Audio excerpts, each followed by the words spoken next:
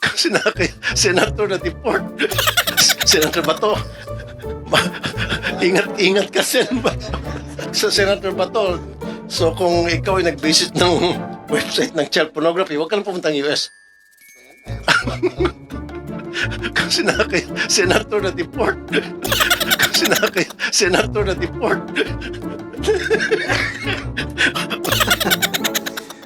Yan o, Senate hearing yan. Ano? Lakas naman trip ni, lakas naman trip ni na Senator Rapi Tulfo. Para mo, akala mo talaga hindi na sila nasa Senate hearing. Sa kanilang committee. Lakas naman trip panoorin natin to. Ang lakas naman trip talaga ni Senator Rapi Tulfo. This meeting is now called to order. Thank you for attending this organizational meeting of the Committee on Migrant Workers under the 20th Congress. Before anything else, let me first state for the record the members of this committee. As Vice Chairperson, Senator Bongo and Senator Aimee Marcos. As members for the majority, Deputy Majority Leader Senator J.V. Ejercito, Deputy Majority Leader Rodante Marcoleta, Senator Bam Aquino, Senator Bato de la Rosa, Senator Wayne Gatchalian, and Senator Lito Lapid. Senator Robin Padilla, Senator Erwin Tulfo, Senator Mark Villar. And for the minority, Deputy Minority Leader Senator Risa Ontiveros, Deputy Minority Leader Senator Mig Zubiri, and Senator Loren Legarda. Finally, as ex-officio members, Majority Leader Senator Joel Villanueva, Minority Leader Senator Tito Soto III, and Senator Pro Tempore Senator Jinggoy Estrada. At this point, allow me to acknowledge the presence of Senator Bato de la Rosa, and Recording in progress. and Senator Erwin Tulfo. With that, I hereby declare the presence of a quorum. I would like to announce that this committee is adopting and subscribing to the pertinent provision of the rules of the Senate and the rules of procedure governing inquiries in aid of legislation which have been adopted by the Senate, particularly Resolution number 5 thereof. These rules shall govern the conduct of meetings, hearings, and investigations of the committee. Is there any objection? Hearing none, the motion for adoption of the rules is hereby approved and granted. May I ask the committee secretary to state our agenda for today and acknowledge the presence of our resource persons and guests? COMSEC. Thank you. Thank you, Mr. Chairman. Good morning to you and the other members of the committee. The agenda for today's public hearing are the following. Senate Bill number 45, expanding the use of the Legal Assistance Fund, introduced by the Majority Leader, Senator Joel Villanueva. Senate Bill number 90, an act providing for a free financial education to overseas Filipino workers and their families, introduced by the Chair, Senator Rafi Tulfo. Senate Bill number 208, enhancing the financial literacy of overseas Filipino workers, introduced by Senator Ronald Bato de la Rosa. Taking into consideration Senate Resolution number 51, inquiry into the existing policies and regulations of the Department of Migrant Workers pertaining to the deployment of Filipino seafarers in high-risk maritime areas following several attacks on ships in the Red Sea, introduced by the Chair, Senator Rafi Tulfo. Senate Resolution number 54, inquiry into potential irregularities in the management and use of OWO funds, introduced by the Chair, Senator Rafi Tulfo. And Senate Resolution number 63, inquiry into the alleged unjust deportation of Filipino cruise ship workers, introduced by the Chair, Senator Rafi Tulfo. For the confirmed resource persons who are in attendance physically today, Mr. Chair, the following are present. From the Department of Migrant Workers, the Undersecretary Bernard Olalia. He is attending together with Assistant Secretary Jerome Pantolina, Assistant Secretary Maria Georgina Galias, Director Augusto Santiago III, Director Rosalyn Ramos, Attorney Janine Totanes, Ms. Genevieve Carla Fajardo, Ms. Marisa Nicole Ranyola, and Ms. Bianca Obsiana. From the Overseas Workers Welfare Administration, OWA, Administrator Patricia Yvonne Kaunan. She is assisted by Director Rosalia Susana Katapang, Director Ronald Mina, Attorney Ana Patricia Jacobo, Attorney Sherlyn Malonzo, and Director Hermenegildo Mendoza. From the Department of Foreign Affairs, Undersecretary Eduardo De Vega, Yusek De Vega, together with Undersecretary Leo Herrera Lim, Assistant Secretary Zal Di Patron, Executive Director Grace Ann Bulos, Attorney Francis, Principal Assistant Renz Arlec Alinas. Also from the Department of Migrant Workers, we have ASEC Jerome Alcantara. From the Maritime Industry Authority or Marina, Executive Director Samuel Batalla, Engineer Emmanuel Carpio. From the Commission on Filipino Overseas, Undersecretary Maria Arlene Borja, together with Mr. Rodrigo Garcia Jr. From the Department of Information and Communications Technology, we have the Secretary, Honorable Henry Roel Guda, together with Engineer Gladys De Ocampo, Engineer Albert Salvador, Mr. John Paul Valeros, and Undersecretary Faye Condes de Sagon. From the Philippine Coast Guard, we have Commodore Oliver Tanseco, together with Captain Orly Wong, Lieutenant Commander Sharalay Guzman, and Lieutenant Commander Rapal. From the private organizations and associations, we have from the International Organization for Migration Philippines, or IOM, Attorney Maureen de la Cruz. From the Joint Manning Group, Mr. Erickson Marquez, the chairman, who is also representing as president of the Filipino Association for Maritime Employment, or FAME. From the United Filipino Seafarers, we have the president, Ms. Judy Domingo.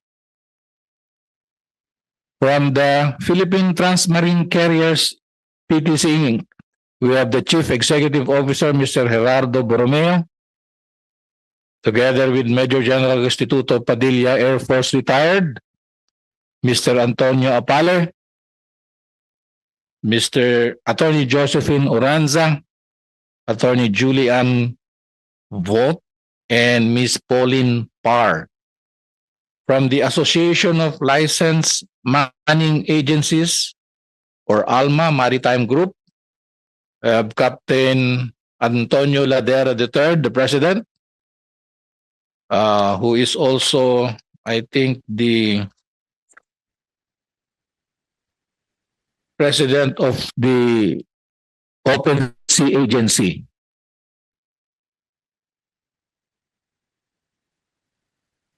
The seafarers, we also have from the Royal Caribbean Crew Management Inc., Director Karen Avellino. The United Philippine Lines President, Attorney Jose Adolfo Cruz. From the Open Sea Agency, or Carnival Sunshine, the president, again, Attorney Antonio Ladera, together with Mr. Ignacio Carriaga, the general manager for Open Sea Crewing Agency. We also have here, Mr. Chair, the group of seafarers who were deported by the United States government. Those deployed through Royal Caribbean Crew Management, Mr. Mark Anthony Bayani. Kasamahan din po niya si Mr. Joey Alfonso, Mr. Hani Dizon, Mr. Franz Leonard Lara, Mr. Romeo Samonte,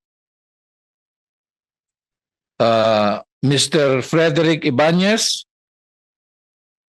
Mr. Pagaran III, Gaudencio Pagaran III.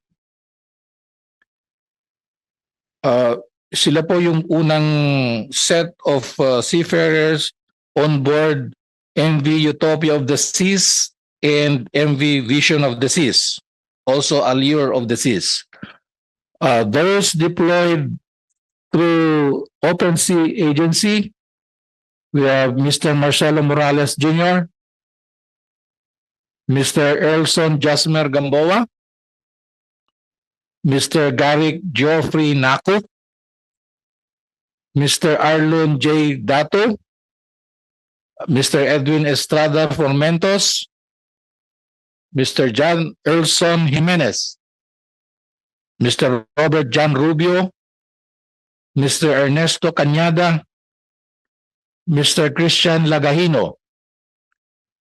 They were all deployed on board MV Carnival Sunshine. Also, Mr. Gerard Herjan Villanueva, okay, deployed through the United Philippine Lines, Mr. Jomar Theodore, Mr. Junver Gulmatico, Mr. Rovil Distor. They were members of the crew on board MS New Amsterdam and MS Rotterdam. We also have, Mr. Chair, the Deputy Administrator of OWA, Mr. Ryan Vincent Uy. And we also have Captain Juanito Salvatierra, the Director of JMG Mining Group. Also, Mr. Chair, the committee has invited the Department of Budget and Management, but because of the lateness of the invitation sent, which was only sent last night, they have failed to attend. Also, the committee also sent invitation to the former administrator of OWA, Mr. Arnel Ignacio, and he has sent his letter of regrets, which was received by the committee last night, and I think the chair was given a copy already. Do you wish that the letter be spread into the records, the contents? Yes, Committee Secretary. Thank you, Mr. Chairman. The letter states the following.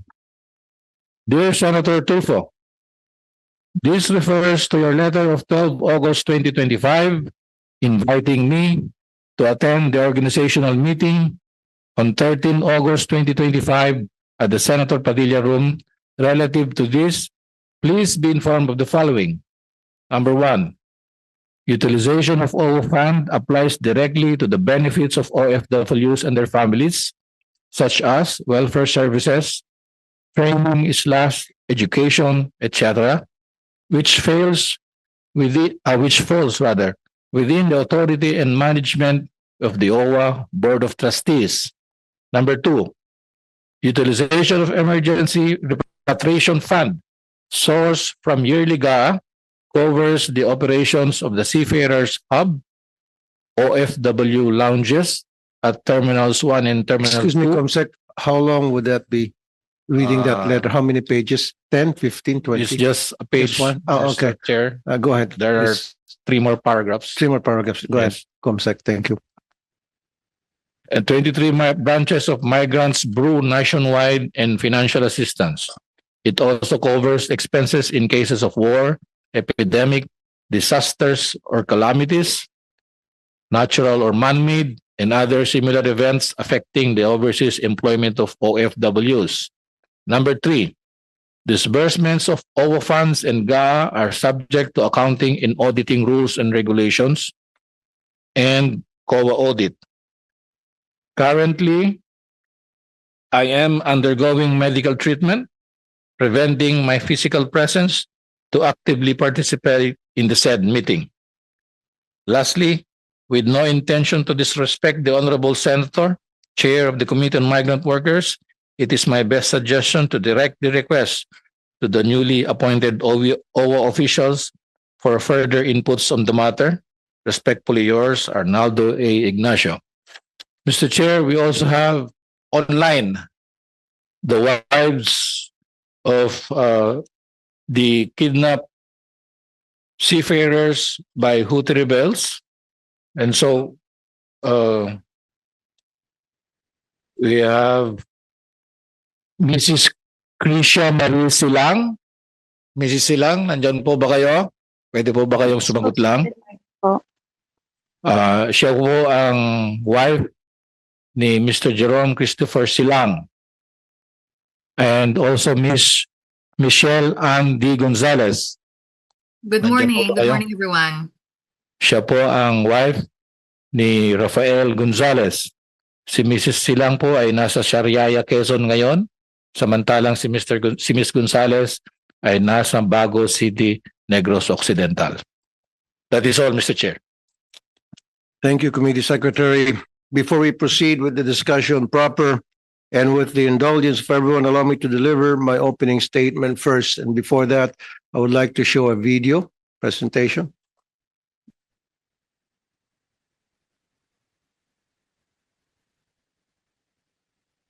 Okay, do we have a video that we can show? Yes, Mr. Chair. There I think, from DMW and Okay. OWA.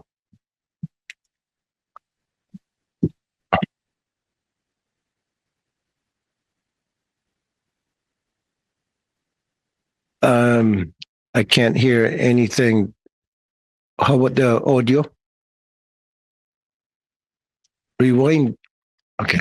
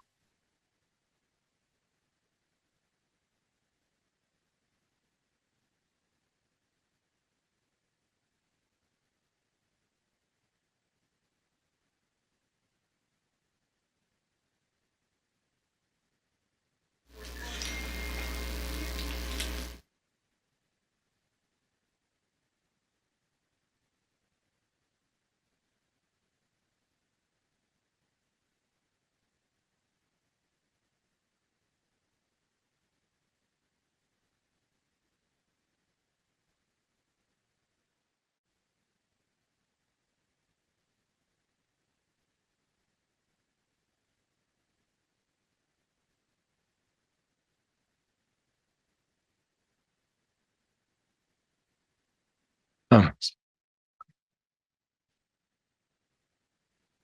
Okay.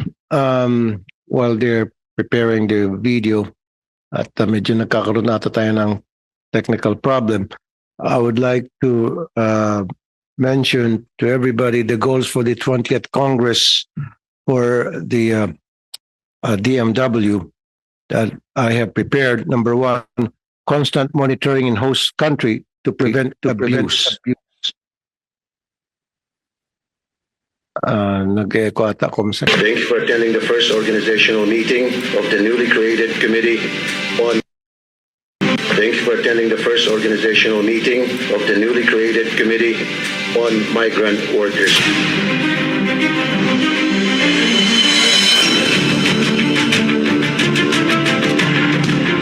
For attending the first organizational meeting of the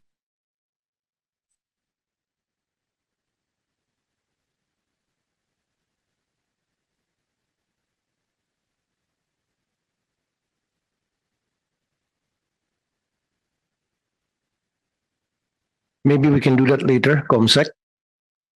Oh, nag-echo pa. Okay. Pwedeng pakiayos yung mic, yung audio. Ayun, nag-echo. Okay.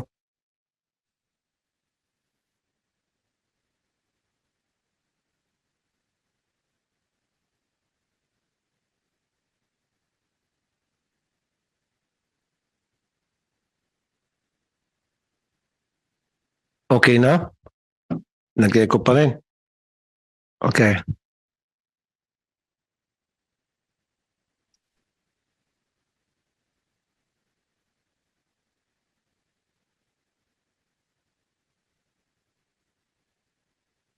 Okay na? Okay. Like I said earlier, I would like to reiterate to everybody present the goals of the Committee of DMW for the Department of Migrant Workers. Number one, yung constant monitoring in host country to prevent abuse. Ito yung paulit-ulit na problema inilalapit sa akin. Parang silang plaka na tayo rito. Every time na may nagreklamo sa akin, sa action center ko, sa radio program ko, Rapid Tulfo in Action, palagi yung inaabuso yung OFW natin. Why? Bakit naabuso?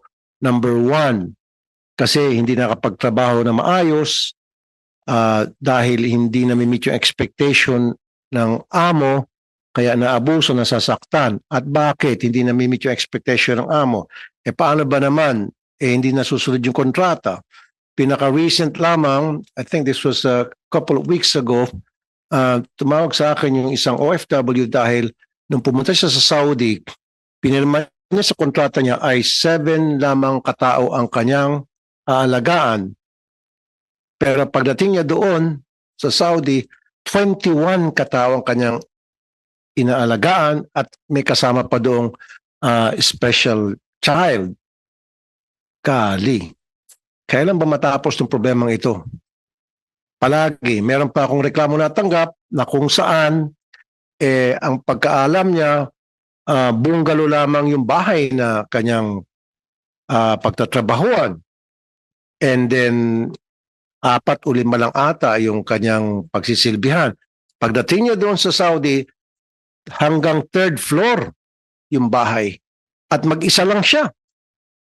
Just imagine, 1st hanggang 3rd floor ang kanyang pinagtatrabahuan at 100 ata yung kanyang pinagsisilbihan. Sino ba namang OFW ang kakayanin yung ganong klaseng sitwasyon? Now, it goes back to monitoring. I think dito nagkukulang, hindi ko alam kung sino may problema rito, DMW or OWA. Today, tutuldukan natin yung problema yan dahil kapag hindi, pagdating ng budget hearing, I'm sorry, baka ipitin ko muna ang budget ninyo. I'm serious. Look at my eyes. Pag hindi nyo naayos ng problema ito, wala. Mahal ko kayo mga taga-DMW at saka OWA. Pero kung ganito rin lang, hindi na matapos-tapos yung problema ng kinakawawa yung ating mga OFW, tabla-tabla na lang tayo. But anyway, Admin Patricia Yvonne Kauna, salamat at mabilis ka umaksyon. Pero yung pag-aksyon mo after the fact, nangyari ng pang-abuso, dapat meron tayong tinatawag na prevention. Ma-prevent yung pang-abuso. And paano ma-prevent yung pang-abuso? Dapat continuous monitoring. Tinatawagan yung mga OFW, pinupuntahan yung mga OFW doon sa kanilang lugar na pinagtrabahuan on a regular basis. You call them. Wala Kasi pagdating nila doon, nisi-hay, nisi-huy, wala Dapat yun, pagdating sa deployment, after a few days, someone from the DMW or OWA has to call them. And kumusta ka na? Okay ka lang ba? If possible, puntahan sila, titingnan talaga yung workplace. But we're not doing that yet, tama? We should be doing that, really. Nakakasama ng loob na tinatawag natin sila mga makabagong bayani, and yet, ganun ba turin natin sa mga makabagong bayani, pinapabayaan natin sila na maabuso at masaktan. Okay? And susunod, and then number 2 is proper contract verification. Ito yung sinasabi ko. Special employees background, security assessment of the place of deployment, and strict compliance by foreign employer of contract terms and conditions.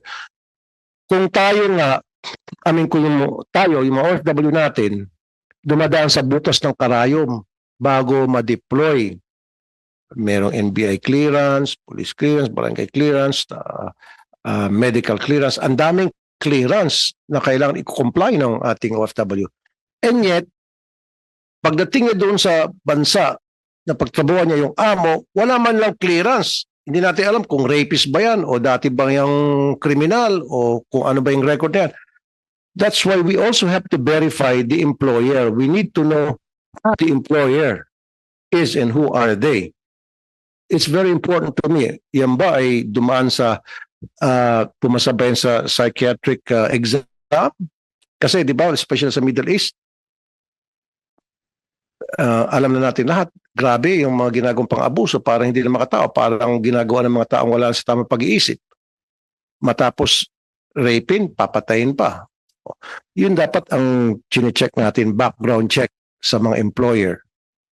Bukod dun sa pag-check sa contract, background check sa mga employer. At yung employed ba yan, dati nang nilayasan ng OFW natin.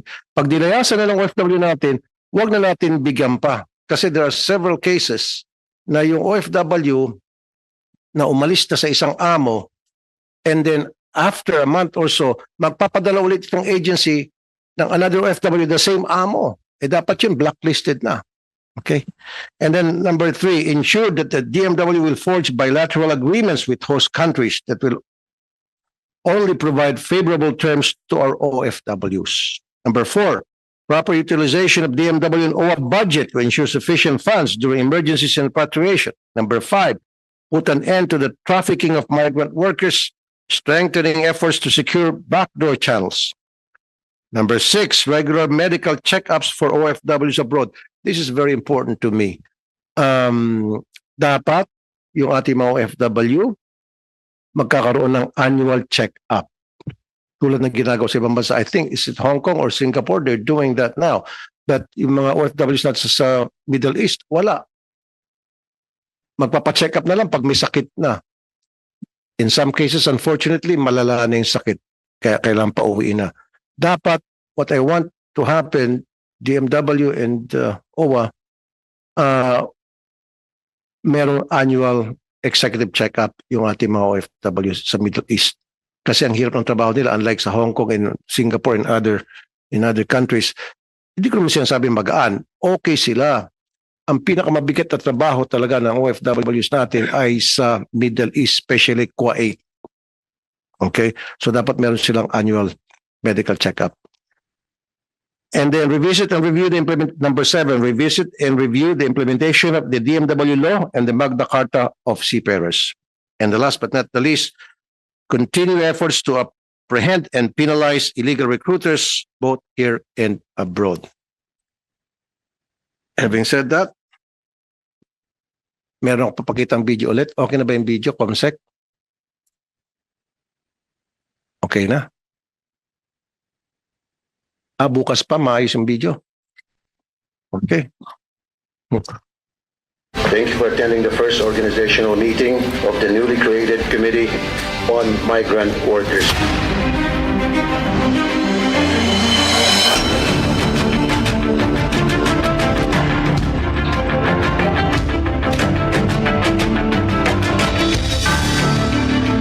Nagkulang po ang ating mga taga-gobyerno dito pagdating sa monitoring.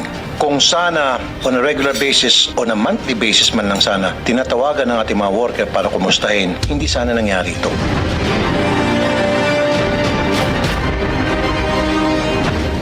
Thank you for that. This time, under my watch, bilang committee chairman ng migrant workers, that's not gonna happen anymore. Never.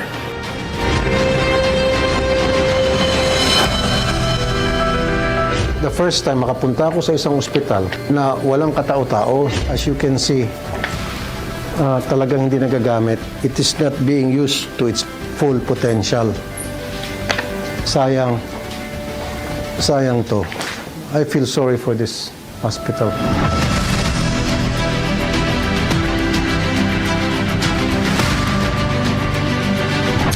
Sabihin niyo, pito lang tayo lagi ang ganun. Tayo, bilis ang mga tao.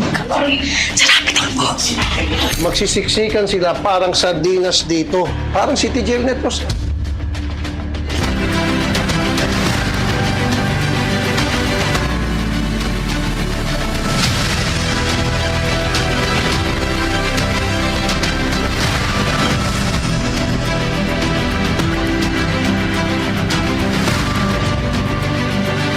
Wala ho silang closet. Pwede ba tayo maglagay pang area na para lagyan po ng mga gamit nila? Dapat yung locker, siguro yung isang room na ito, alisin na lang itong mga basura, lagay po siguro mga locker, ano po. Sinadjust ko noon na magkaroon ng binisan. Dati wala ito. So ay meron na para ilalagay ng mga nakatira dito, yung mga OFW, yung kanilang mga importante mga bagay. We shall now witness the enactment of the Magna Carta of Filipino Seafarers. Our region also deploys 40% of the world's migrant workers. The protection of these workers, especially those in vulnerable situations such as domestic workers, is crucial to us.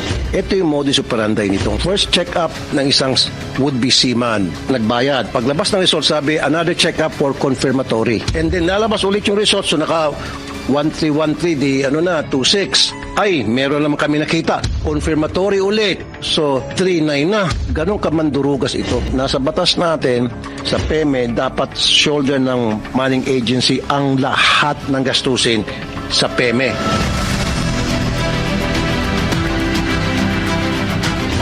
Masungit at mabagal daw kayo. Sir Rafi, totoo po yun. Minsan masungit po yung mga ano nila. Pagbayad, ibigay na lang agad yung resibo. Bakit hintayin pa namin? Ma'am, ibigay niyo na agad yung resibo once nakapagbayad sila. Kalokohan yan. Kailangan ibigay ang resibo once nakapagbayad sila. Release ang resibo. Good.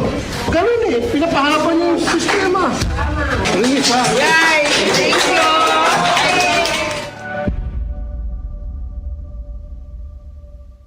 Thank you very much, everybody. Comsec, thank you. Now, may I ask my fellow senators present if any one of you would like to deliver an opening statement? Senator Bato de la Rosa? No? Senator Erwin Tulfo? Go ahead. Thank you, Mr. Chair. Ngayong araw, muli po nating binibigyang halaga ang ating mga bayani, ang ating mga OFW na patuloy po nagsasakripisyo upang bigyan ang kanilang pamilya ng mas maayos na buhay at makatulong sa ekonomiya ng ating bayan. Ang parang magagawa po natin para suklian ang kanilang walang kapantay na kontribusyon ay tiyakin na may sapat silang proteksyon tulad po na nasabi ng ating chairman sa legal na aspeto at iba pang bagay sa kanilang kabuhayan at sa kanilang iba pang mga karapatan. Kaya nais ko pong pasalamatan ang ating chair ng Committee on Migrant Workers, Senator Rafi Tulfo at ang kapwa ko mga senador, kay Senador Bato de la Rosa at iba pang mga miyembro ng komiteng ito sa pagsusulong ng mga batas na naglalayong palawigin pa. Ito pong Legal Assistance Fund na pag-uusapan po mamaya at ang free financial education para sa ating mga OFW na matagal na po nilang inaantay. Kaugnay po ng paghatid ng mga serbisyo sa ating OFW ay ang pagsisiguro ng tamang paggamit ng pundong ipinagkakatiwala po sa OWA, sa DMW. Nararapat din alamin ang kalagayan ng mga Filipino seafarers na nasangkot sa engkwentro sa Red Sea at Gulf of Aden. At siguraduhin hindi na muli itong maulit pa. At kailangan po sigurong maibalik na ang mga natitira pang bihag. Dapat po our government should double its effort to bring them back home. Hindi po sila bayani lang sa ginhawa. Bayani na may tuturing kapag nagpapadala ng pera, pero nakakalimutan na kapag ang bayaning yun ay nagkakaproblema na. No. Dapat po, pag-alis nila sa ating bayan, bayani po ang tuturing. Pagbalik nila, bayani pa rin po dapat. Pati na rin po, 100 mga crew members at di man ay tinanggal sa cruise ship na walang due process. Kailangan pong masilip ito. Hindi naman po basta-basta na lamang, na ganun-ganun na lamang, na aalisin, huhulihin at papahiyain sa ibang bayan. Marangal pong nagtungo po ang ating mga kababayan doon, nagsakripisyo, at isusukli lamang po ay pagwawalang hiya po sa kanila. Ang sinasabi po natin ay dapat bigyan ng dignidad at dangal ang ating mga OFW. Dapat po yan ang unahin ng ating pamahalaan, ng DMW, ng OWA, ng Marina, lahat po ng ahensyang ito ay magtulong-tulong na para hindi na nga po maulit pa ang mga tulad na ganitong insidente tulad po na nasabi ng ating chairman. Naway maging makabuluhan po ang ating talakayan ngayong umaga. Maraming salamat po. Maraming salamat, Mr. Chair. Thank you, Senator Erwin. For an orderly discussion, since we will discuss first the proposed bill on expanding the use of the Legal Assistance Fund, we will give the floor to the DFA first, then comments from the DMW. For the two bills on financial literacy, I will allow the DMW to proceed first and then OWA and followed by the other agencies accordingly. But may remind everyone to limit representation to at least 5 to 8 minutes. Wag naman pong oras. No? So that we will have ample time for questions and clarifications. Now, let's start with the DFA. But before that, Yusek De Vega, I thought we already confirmed you sa CA na bilang ambassador sa Italy. Am I right? Ba't nandito ka pa rin? Magandang umaga po. Ito po yung huling hearing na magiging DFA Undersecretary ako for Migration Affairs kasi itong Biyernes meron ng bagong USEC, si Ambassador Leo Herrera Lim, kagagaling lang sa Copenhagen, Denmark. Siya po magti-take over. At katapusan ng buwan, nasa Paris na po ako. Salamat po sa inyong support. Congratulations. It was an honor, sir. Sir, Mr. Chair, you've done a good job sa DFA. thank you. Salamat po. Now, let's Mr. Chair, may I be recognized? Yes, go ahead. Gusto ko lang din po i-congratulate po ang ating masipag na Undersecretary na magiging ambassador na pala. Congratulations po. Salamat po, Ambassador Vega. It's great to be in touch with you. Thank you po. Also kay Senator Bato. I always love your interpolations in the DFA. Maybe some of my colleagues sabi po, don't love it. I love it. Thank you. Pwede ba tayo sa, meron kaming presentation but we'll make it, I'll go straight to the point. Meron kaming slide presentation. Okay, kung hindi pa-play, okay. Tungkol po sa Legal Assistance Fund ng DFA po, this is consistent with the third pillar, no? Ang Legal Assistance Fund, third pillar ng foreign policy, which is assistance to our nationals. Itong Legal Assistance Fund was created in 1995 under the Overseas Filipino Migrants Act noong RA 8042. Dati 100 million pesos yan. Ay, ito po, punta na tayo sa, okay, next slide. Next slide po. So, third pillar, yung assistance to nationals, no? Tapos dati 100 million yung Legal Assistance Fund. Kinrate yung office namin, now called the Undersecretary for Migration Affairs, dati Legal Assistant for Migrant Workers Affairs. So next slide. So dati 100 million pesos yan, but now it's 200 million. Tapos meron pang separate fund called the ATN Fund. This is a Nationals Fund, which is larger, no? Kasama dyan medical expenses, repatriation, and so forth. Now, meron kaming LAF, but the DMW has its own action fund. So right now, the action fund is being used to protect OFWs, kasama dyan legal assistance. Pero kung hindi OFW, pero kunyari turista, pilgrims, permanent residents, kami pa rin, or there are countries na wala pang DMW representation. However, the Honorable Senator, almost all countries where there are many OFWs represented na yung DMW, certainly sa Middle East, they're all over there except for Iran and Yemen. Next. Okay, so separate ang funds ng Action Fund at saka yung ATN and LAF funds. And starting 2023, inabsorb na yung function ng assisting nationals from the DFA to the DMW under what they call the migrant workers offices, yun ang dating labor attaché. So, however, may point kami, we notice there is this bill expanding the coverage of the LAF. We agree with it. However, kailangan naka-define doon na they will also apply to the Action Fund because right now, the majority of legal funding to OFWs is spent by DMW, not DFA. Next. So why must we retain the DFA, LAF? We still need it for special cases, death penalty case especially. We are the backup of DMW now kung wala silang funding o kulang or they have no MW, kami yan. Also, about the Assistance to Nationals Fund, if it's lacking, kung naubusan, we can tap into the LAF for Assistance to Nationals Fund. For Assistance to Nationals Fund, kunyari, repatriation, bayad ng medical expenses kung hindi mabayaran. Also, most important, number 4, Mr. Senator, honorable senators, we want to send the message to the OFs that we are we are continuing to fund them, and they will certainly appreciate and acknowledge it, especially during the overseas absentee voting period, Your Honors. No, maalala niyan, lalo with the chairman and the honorable members of the Senate. If you look at the next slide, okay, we're about finished there. Yung mga green spots, yan ang walang MWO. Yung orange spots, may dalawang MWOs or so forth. The flags are where we have embassies. Karamihan ng MWOs are in the Middle East, and they, of course, I will turn over to the honorable members of the DMW about this. They do have in Malaysia, in Singapore, in Hong Kong, and they just opened in Thailand. US, of course, has, no? But there are still countries na walang MWO, so we're needed. Utilization, last year, next one. We with our own funds, we have 48,322 overseas Filipinos. In legal assistance, 730.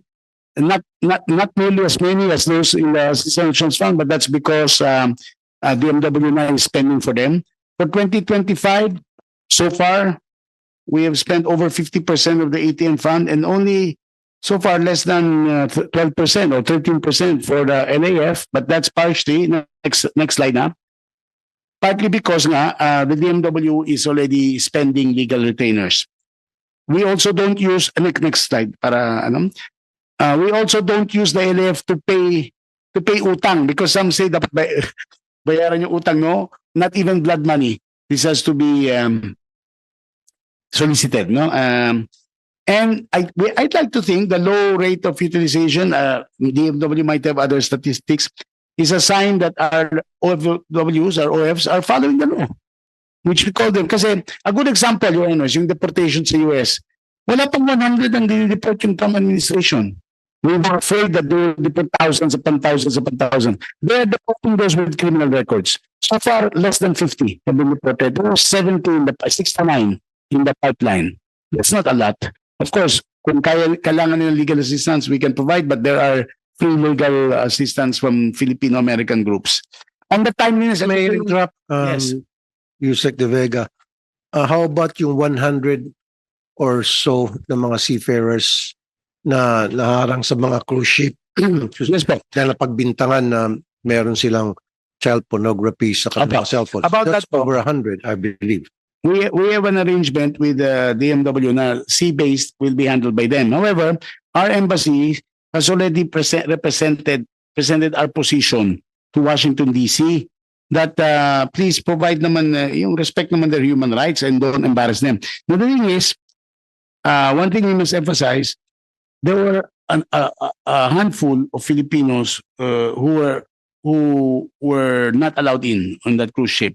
But there were 1,000 more, and DMW can verify this, who were not. They were targeted. They were specifically targeted. So maybe the US had information on them.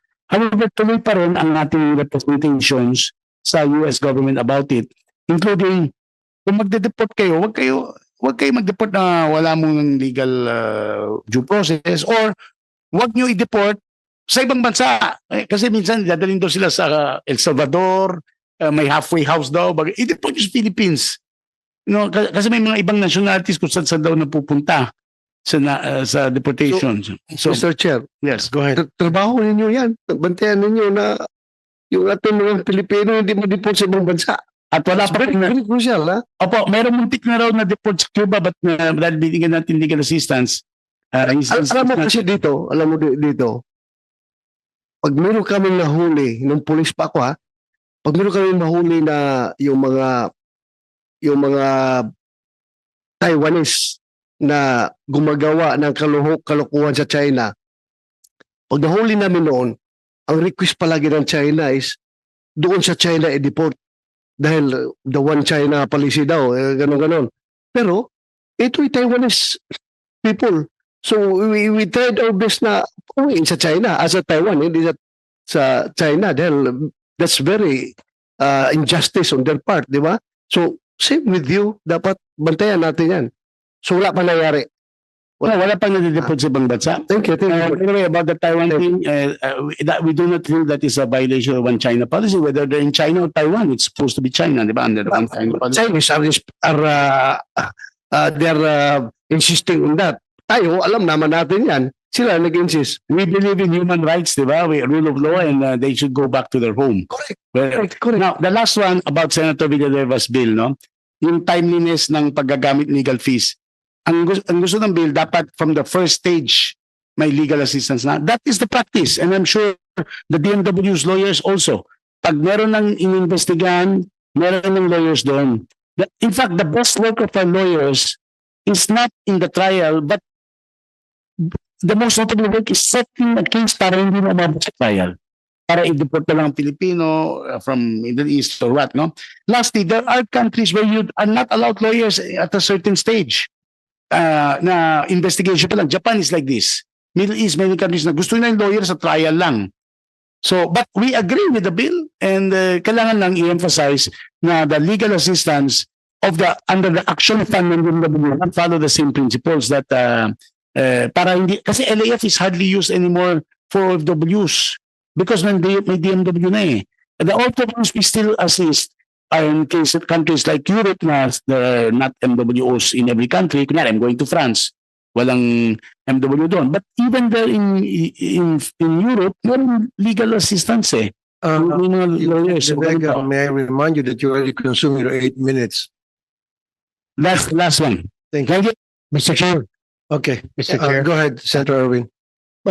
Matanong ko lang po si Yusek De Vega. Yusek De Vega, pwede po ba, kasi nga alam natin ng US pag nagpa-deport ay kung saan dinadala. Hindi po ba po pwede o wala di ba sinubok, masabihan sa ICE yung yung kanilang Department of Homeland Security, pag may nahuli po kayong Pilipino, pwede po ba kontakin kami dahil ipapauwi na lang namin at wag po ninyong dalhin kung saan sa mga El Salvador. Meron na po ba tayong ugnayan sa kanila na ipinaalam na dito sila dadalhin, hindi sa kung saan sa impyerno? Opo, paulit-ulit po yan. At ini-inform na tayo, it's called the consular notification process. Meron tayong internal agreement with the US. Every time may huli silang Pilipino, not just for deportation, kaya may criminal case, ganyan, ini-inform dapat yung pamahalaan. So far, ang information ng ICE sa atin is that there have been about I will check the stats, no? But 69 are now under process at binibigyan natin ng legal assistance. Tapos, I will check the number of deported so far. Meron, pero lahat to the Philippines. Walang dinala sa ibang bansa. Alright. Salamat po. 28 ang nauwi na. Salamat po. Salamat po. Mr. Chair. Go ahead, Senator Bato. Thank you, Mr. Chair. Ma'am DMW, sinong DMW dito? Yes, sir. You've been in existence for about 3 years or almost 3 years. Ano problema natin? Bakit until now hindi pa tayo nakadeploy ng OWO? MWO. Dito sa mga lugar na marami tayong mga OFW. Kasi ang premise ng DFA, why they're insisting to hold on that 100 million or 200 million na legal assistance fund because of your absence. So, kung nandun na kayo, dapat kayo maghawak ng pera na yan para tutukan talaga yung mga legal problems ng ating mga OFW. How long will it take for you to complete the deployment of all these vacant countries na walang MWOs? Good morning, Mr. Chair, and the honorable members of the committee. May I be allowed to reply to the committee? Yes, go ahead, Mr. Colalia. Yes.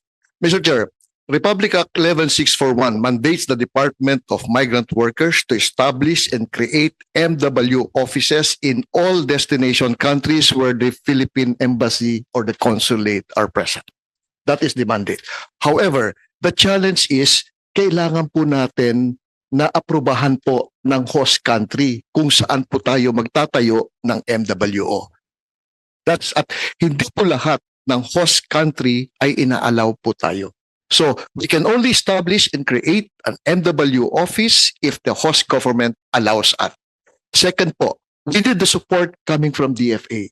The DFA has to endorse our request to establish an MWO. Without that endorsement, we cannot on our own initially. So far, wala kayong problema dyan. Opo, wala. Wala. Opo. Okay. Mr. Chair, Go ahead, Senator Erwin. magtatanong ko lamang po. Kung tinitingnan ko po itong pondo na sinasabing 100, may 200 million na para sa legal assistance fund po natin. Lumalabas po, base po dito sa isinumite ni Senator Joel Villanueva sa kanya pong research. Noong 2022, 3,863 ang pending cases. Wala man po lang na absuelto. Ibig po ba sabihin ito, lahat po sila na-convict, wala man lang na absuelto, na dismiss ang kaso. Anong klaseng abogado ang pinagkukuha po natin? Abogado ba talaga po ito o baka mga nagtatatak-tatak lang ng mga notaryo doon sa Middle East? Pakipaliwanag nga po dahil nagugulhan po ako Noong 2022, zero acquittal of the 3,863 pending cases. Bakit po? Abogado ba talagang kinuha natin o mga mga assistant lang ng mga abogado? Pakipaliwanag nga po siya dahil nagugulhan po ako Ako muna po. No?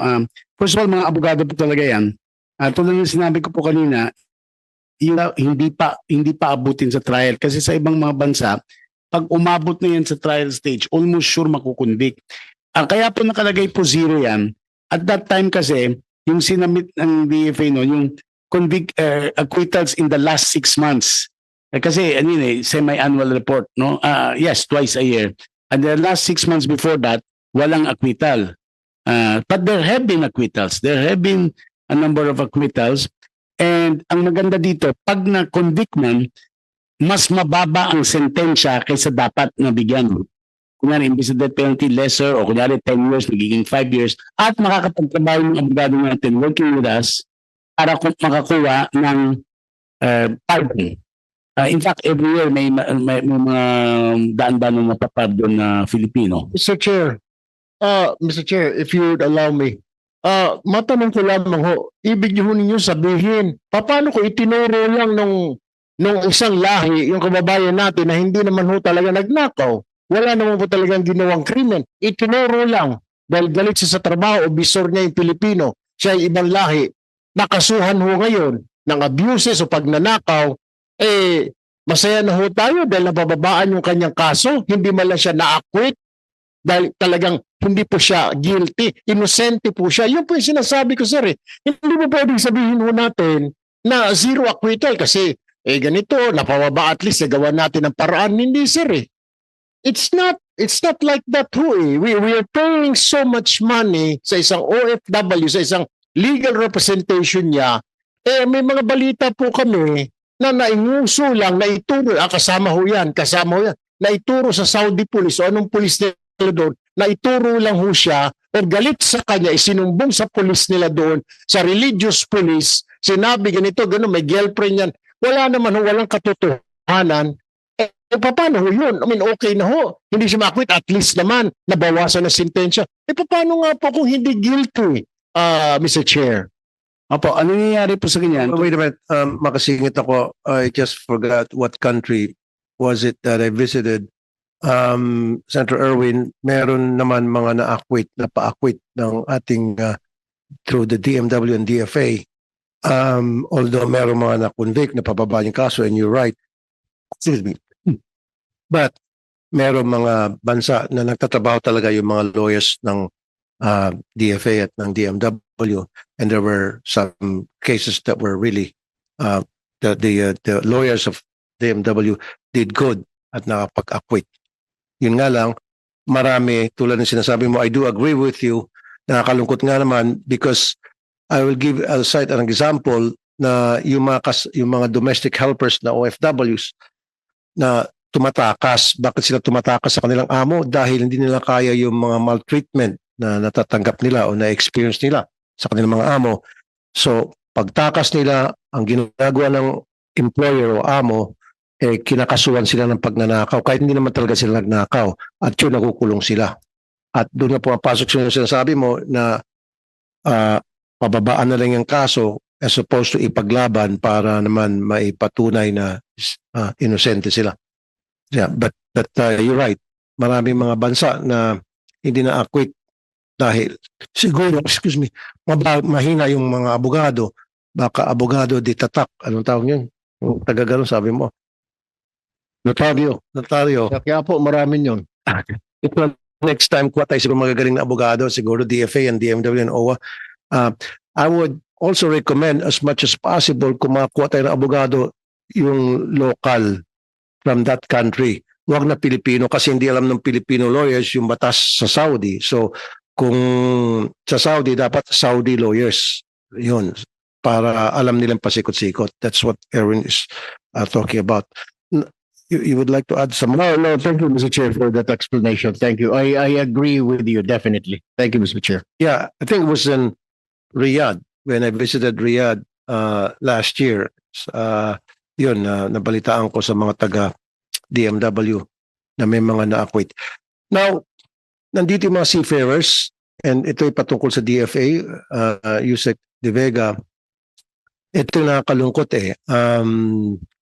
pagdaong ng barko sa isang lugar, I forgot what country was that, naharang sila, kinatok yung kanilang mga pinto, pinagbintangan silang, meron silang child pornography materials sa kanilang cellphone at sinasabi nila wala naman talaga.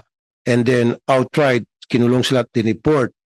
So, ang gusto ko lang mangyari sana dito, DFA, Yusek De Vega, ay may pakita man lang sana ng immigration, US immigration, yung ebidensya. Kasi walang ebidensya na pakita. Gusto ko may kwento, isa sa mga seafarers na dito na napadeport at napagbintangan. And state your name again, sir. Hello. Magandang umaga po si Arlson Jasmer Gamboa. Detected po ako sa Carnival Sunshine. Sige po, pakikwento po yung nangyari sa inyo, sir. So, just to make it short po, nung sa CBP room na po ako, may dalawang officer po na armado na yung isa po may harap siyang phone. Hawak na po yung phone ko, sorry. Hawak na po yung phone ko. Then yung isa naman po is pinatake down niya po lahat ng mga personal information ko. And then may pinresent po sila sa akin na leaflets na ang nagsasabi daw po is ang US Customs Border daw po ay nagkakandak ng electronic gadget inspection. So it means mag-i-inspect po sila sa akin. And then nung time po na may dumating na isang lalaki na matangkad, armado rin po siya. Parang iba po yung mood niya pagpasok niya. And then, dinirekta niya po ako na sabi niya, gusto niya po makapos kagad to. Wala po ako ibang gagawin kundi sinutin niya lahat ng mga itatanong niya. Nung nagsinusunod daw po ako, ilang magabayad po ako ng $300,000. Makukulong po ako ng 5 to 10 years. So doon pa lang po kinabahan na po ako actually, Mr. Chair. Kasi saan ko po kukunin yung $250,000? And kung makukulong po ako ng 10 years, ano po mangyayari sa akin? And then nung nangyari na po yun, dinirekta niya na po agad ako na nabibigyan na po ako na nanonood ako ng pornography. Na which is tablet not there. Tapos biglang in English sinabi niya po na, bakit hindi ka nanonood? Pare-parehas lang naman tayong lalaki dito. Kasi ako nanonood ako ng child pornography. Gumunong po sa akin yung officer. And then yung dalawa po nilang kasama, nakigatong din silang usapan at sinabi, kahit ako nanonood ako ng child pornography, ano bang magmama doon? Tapos yung isa rin din po, ganun din po yung sinabi niya na, yes, even me nanonood ako, puro naman tayo lalaki dito. Ano bang mas naman panonood ng pornography? So yun, nangyayari po, pinatay ko nila ako mag-admit na nanonood po ako ng child pornography. Na hanggang sa... Sir, para matatis tayo. Okay, so kinuha yung cellphone mo.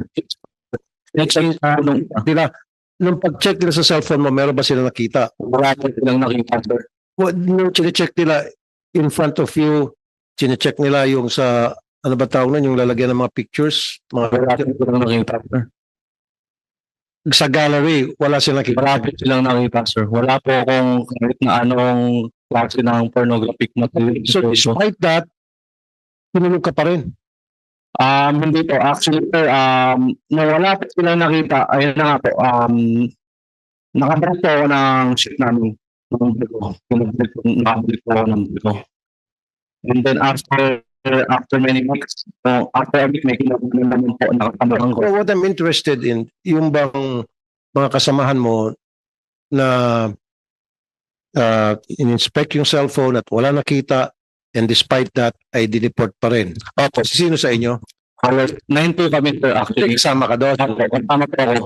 Okay, so sabi mo pinakawalan ka. Opo, pinakawalan po ako. Then after a week, may kinuha na naman po na dalawa. And then nakabalik din po sila. And then pagpuntuan po ng Jan 28, kinuha po lahat ng nakabalik. And then, ayun na po, wala na pong paliwanag, report na po muna kami. Ikaw. Opo. Okay, so binalikan ka after. Yes po. Jan 28, lahat po ng mga nakuha nila na pinabalik nila na ship, kinuha po ulit nila. And doon na po nila kami din. So lahat ng kinausap nila, opo, at kinuha yung cellphone at chinek, and then wala makita, pinakawalan, and then weeks later, pinalikan, and then pinaghuli na, pinagdideport. Yes po. Actually, nung June 28 na, meron pa nga po nung first time lang din po nila nakuha. Wala na pong interrogation na nangyari. Kasama na rin po sila kami pag dineport. Wala na pong interrogation na nangyari. Ayun na po, kinuha na po ng fingerprint. Tapos, kinuha na po kami ng DNA sample. Wala binigay sa inyo explanation? Wala po. Actually, yung paper po, pinipilit pa nga po kami pumirma. May isa po sa amin na nagtatanong kung ano pa yung ebidensya. Ayaw po nila actually, sad to say po, ang aangat po nung mga officers na humarap sa amin na meron pa nga pong pumakurma na hawak po ng baril. Parang tinatakot po kami, then tinapos po kami pirmahan po yung papel. Okay, sandali lang. Yusek De Vega or anybody from the DFA? Yusek, ikaw na siguro sasagot dito.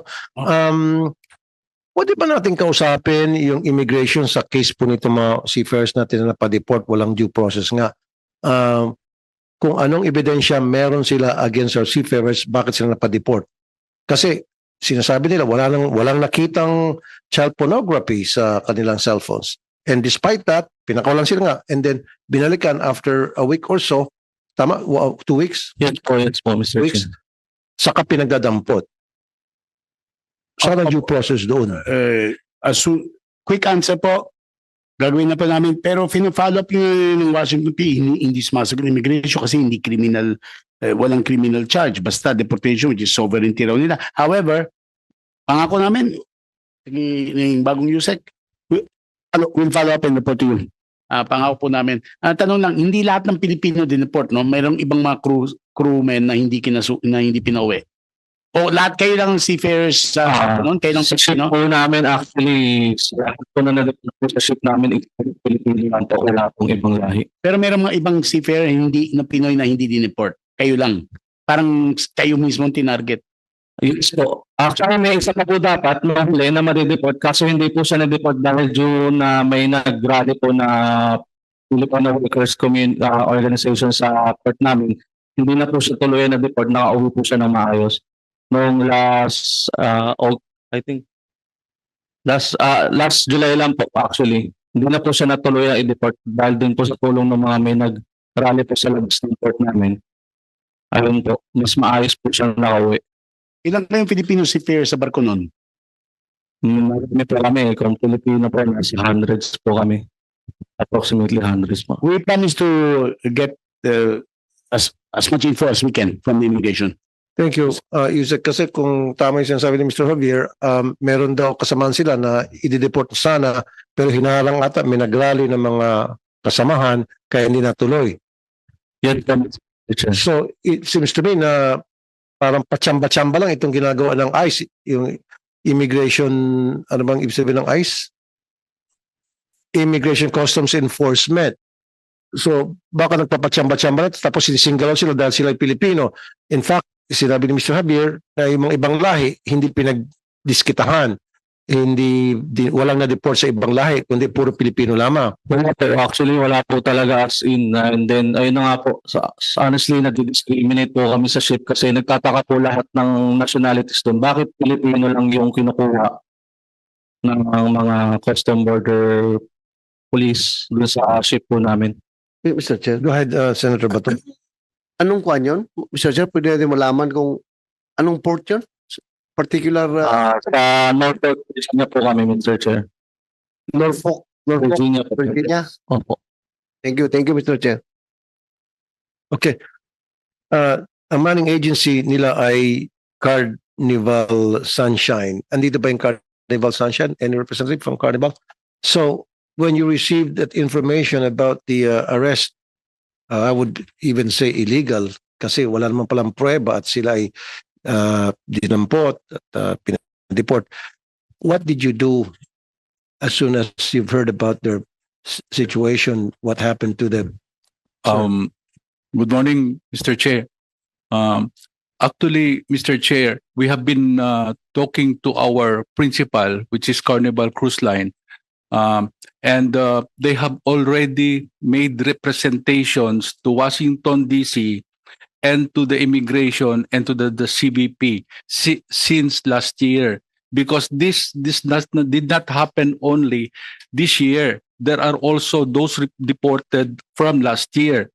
So we have done representations, but then until today, there is no move from the immigration and the CBP and even in Washington, D.C.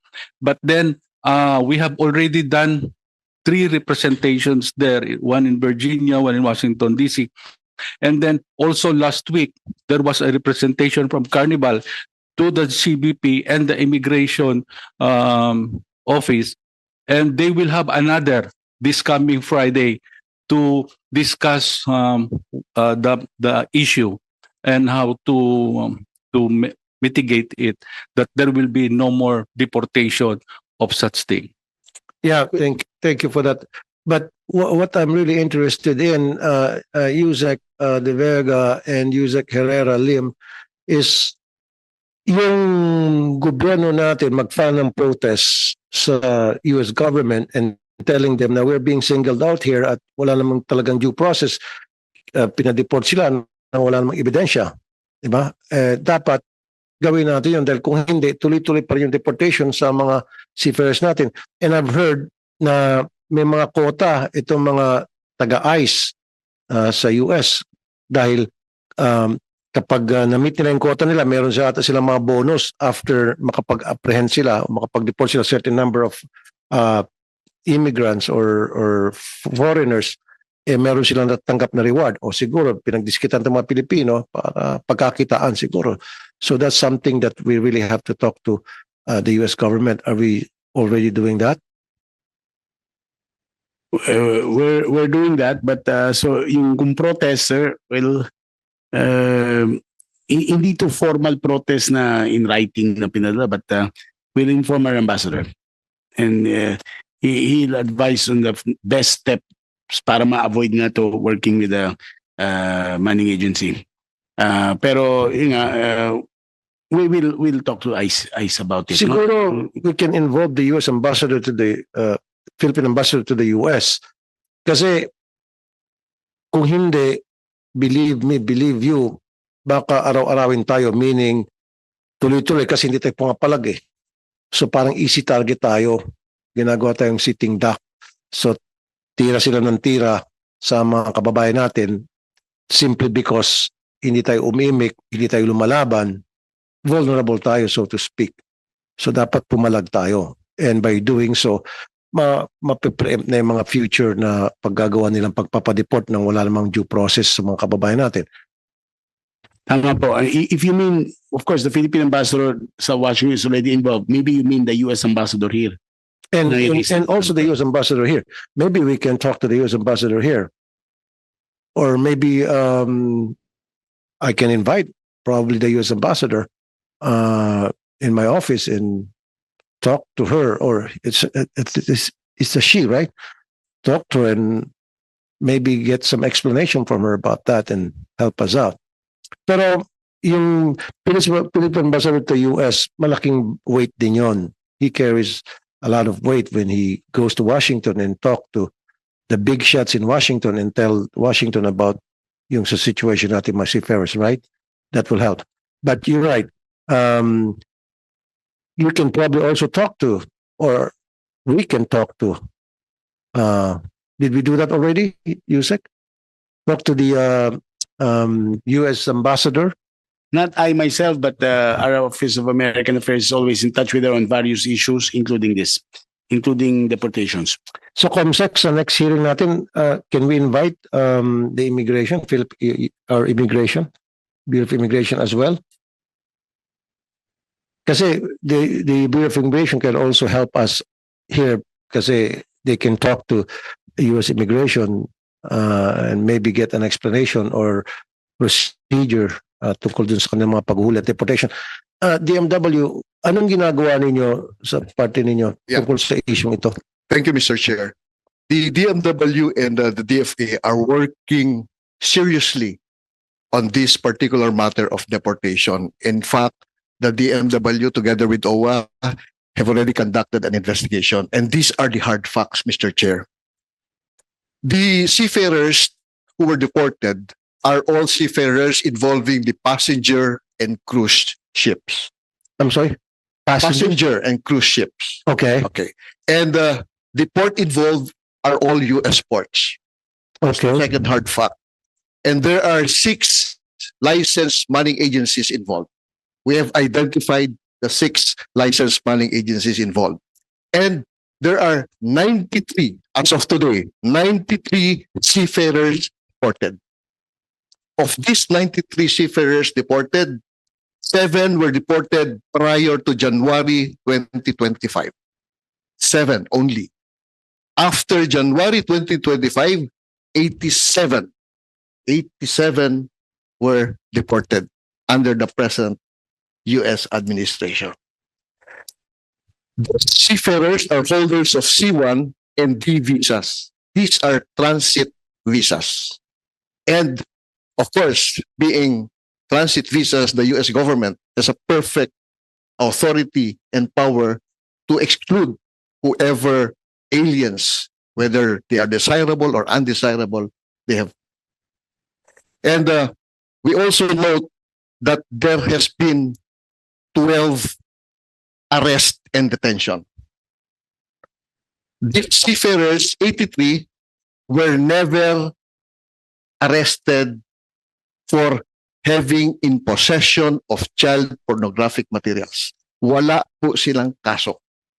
Wala pong kasong isinampa sa 83 sa kanila. Pero prior to 2025, meron pong 8. Doon po sa 8, nakulong po yung 4 at na-deport po yung 2 at ongoing po yung trial ng 2 pa. Okay, doon sa This is nakulong, serious po. Mr. right, doon sa nakulong at na-deport, meron bang ebidensya yung US Immigration para doon sa kasong na pinal sa kanila? Mr. Chair, yung 8 po na nakulong, lahat po yon, they were found to have in possession of child pornography. They were found to be in possession? Yes po, Mr. Chair. Meron pinakita ebidensya sa korte? Nasentensyahan po sila from 2 years, ranging from 2 years to 6 years maximum. Ang proseso po nila, Mr. Chair, once na ma-charge ka at makulong ka, immediately thereafter serving your penalty, ide-deport ka po nila. Okay, wait a minute. So meron tayong LAF, meron tayong ATN. Yes, So po. anong ginawa ng mga lawyers natin? Were they properly represented? Yes, sir. Yes, sir. Very much. They were legally represented both by lawyers coming from DFA And then, DMW. kinonfirm ba ng mga lawyers natin na nag-represent doon sa mga OFWs na seafarers natin na yes, meron nga talagang ebidensya pinakita na merong in possession sila ng child pornographic materials? Yes, sir. Yes, sir. Doon po sa 12. Pero sa kanila po, sir, wala ni isang nakuhang pornographic material sa kanilang possession na cellphone. Wala po.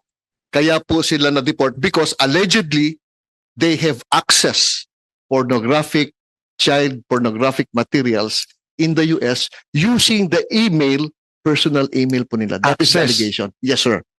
Okay, They have access kahit na- either by possession, All right. by, I'd like by to make it clear. transferring, or by distribution. Yun po yung kanilang. So ibig sabihin, the mere fact na nag-access ka lang, tiningnan mo lang, and then hindi mo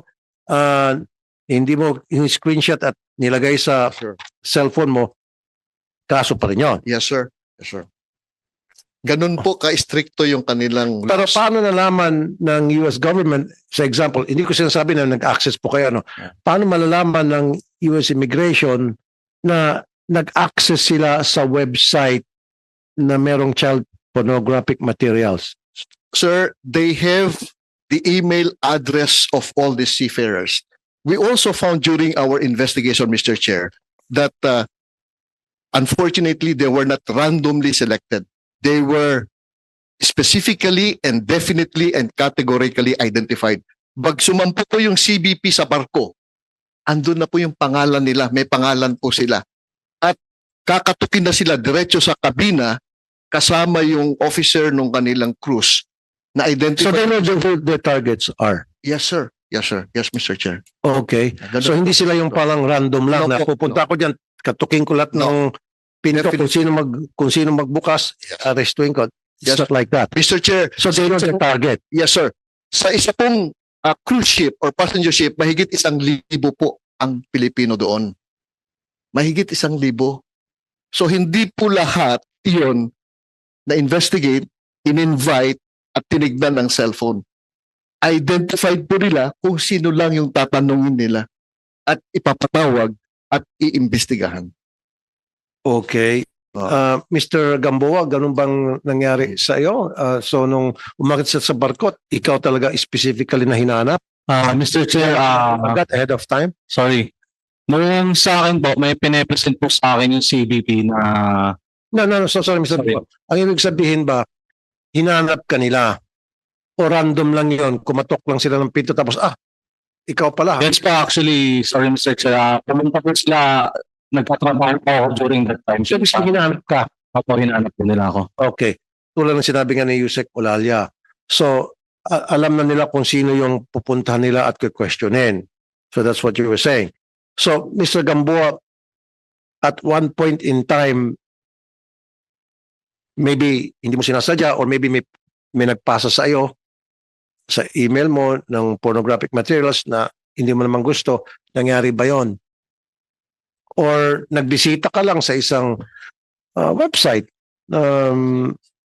may pornographic materials, child pornography. Actually, Mr. Chair, may pinipresent po kasi sa akin yung CBP during nung interrogation. May sinasabi po sila sa akin na year October 2021 is nagpasa raw po ako ng image ng child.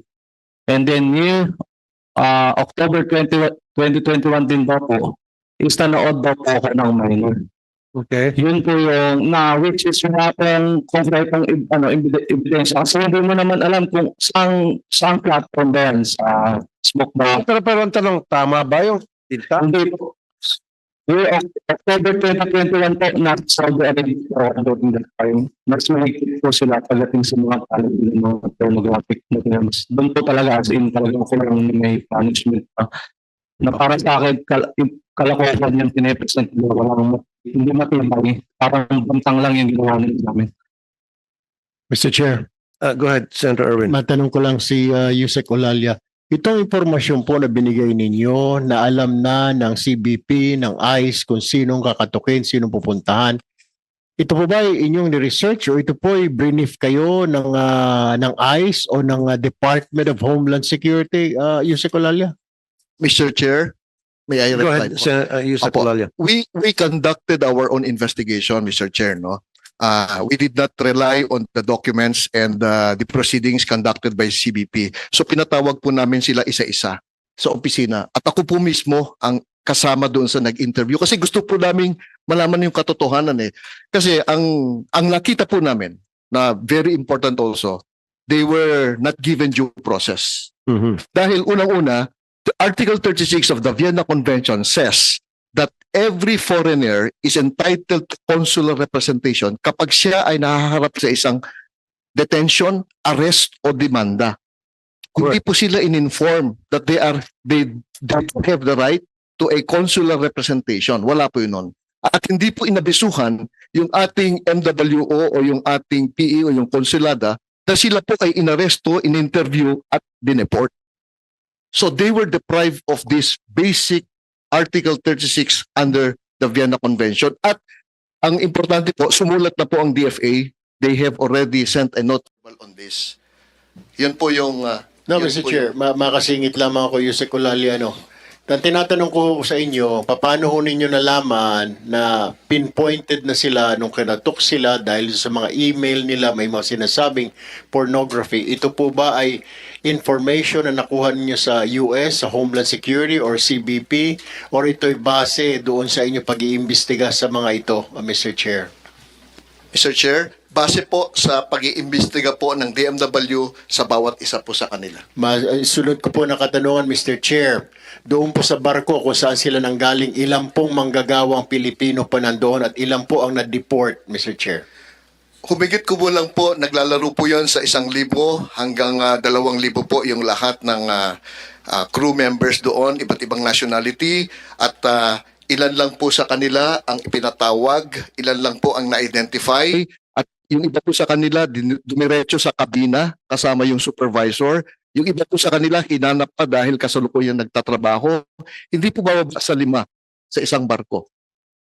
Doon sa barko nila, Mr. Chair, doon sa kung saan sila kinuha, ilan po ang Pilipinong manggagawa doon at ilan po 80 plus sabi niyo ang dineport? O siyam sila? Ilan ho sila? 93 po lahat, Sa Mr. isang Chair. barko, anong barko po ito ang pinag-uusapan natin? Okay. Sa babanggitin ko na lang po with all due respect. Magsaysay Maritime Corporation 12. Hindi po, yung barko nila mismo. Ano pangalan po ng barko? Ilan po yung pinadeport? Ilan po ang natira ng mga Pilipino? Ayun po yung barko nila. Ng mga Pilipino. Ayun po yung barko nila, nakalagay po sa kanila, baba ng kanilang pangalan, na ang nag-deploy po sa kanila ang Open Seas. Kanya-kanya pong grupo to, Mr. Chair. So, yung binanggit ko po na 93 covers a period of more than a year and then it involves more than 6 agencies. Pero sa bawat barko, hindi po bababa siguro sa 10. Hindi po tataas sa 10. More or less, kaunti lang po yung nakukuha at dinideport. Okay. Thank you, Mr. Chair. Senator Bato? Okay. The manning agency, Mr. Antonio. Mr. Chair, What's your name, sir? doon po sa Sunshine, Please identify yourself. Captain Ladera po. Captain Ladera. Tony. Go ahead. Sir, Mr. Chair, doon po sa Sunshine, sa Carnival Sunshine, may mga 500 po na Filipino po roon sa Sunshine.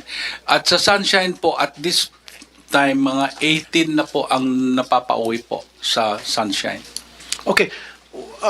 DMW and manning agencies, hindi niyo ba pinapaalalahanan yung mga seafarers natin na wag kayong magtag o tumingin o mag-visit sa mga pornographic website may pornography, may child pornography?